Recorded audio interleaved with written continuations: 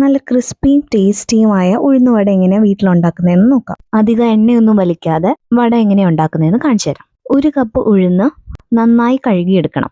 ഞാനൊരു 4-5 തവണ വെള്ളത്തിൽ കഴുകി മാറ്റി വെച്ചിട്ടുണ്ട്. ഇതൊരു 4 മണിക്കൂർ സോക്ക് ചെയ്യാൻ വെക്കുക.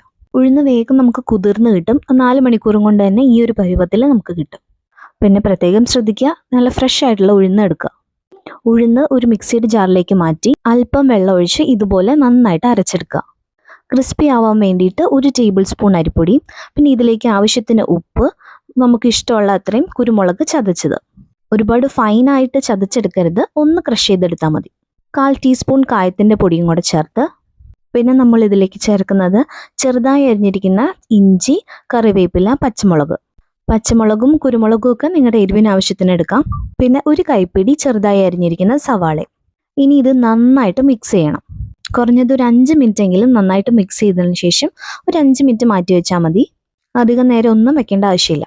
ഈ സമയത്ത് ടേസ്റ്റ് നോക്കിയിട്ട് ഉപ്പോ എരിവോ എന്തെങ്കിലും കുറവുണ്ടെങ്കിൽ അത് നമുക്ക് ഇഷ്ടമുള്ളതനുസരിച്ച് ആഡ് ചെയ്ത് കൊടുക്കാം.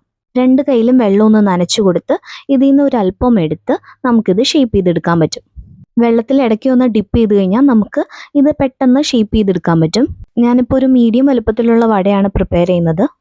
കൈ വെള്ളത്തിലൊന്ന് മുക്കി നടുക്കൊരു കുഴി ഒഴിച്ച് ഒന്ന് ലെവലാക്കിയിട്ട് നമുക്കിത് ചൂടായ എണ്ണയിലേക്ക് ഇട്ട് കൊടുക്കാം. എണ്ണ നന്നായി ചൂടായിരിക്കുമ്പോൾ ഈ വട നമ്മൾ ഇട്ട് കൊടുത്തു കഴിഞ്ഞാൽ അധികം എണ്ണ പിടിക്കില്ല. എണ്ണയിലേക്ക് മാവ് ഇട്ടതിന് ശേഷം മീഡിയം ഫ്ലെയിമിലേക്ക് മാറ്റി കൊടുക്കണം.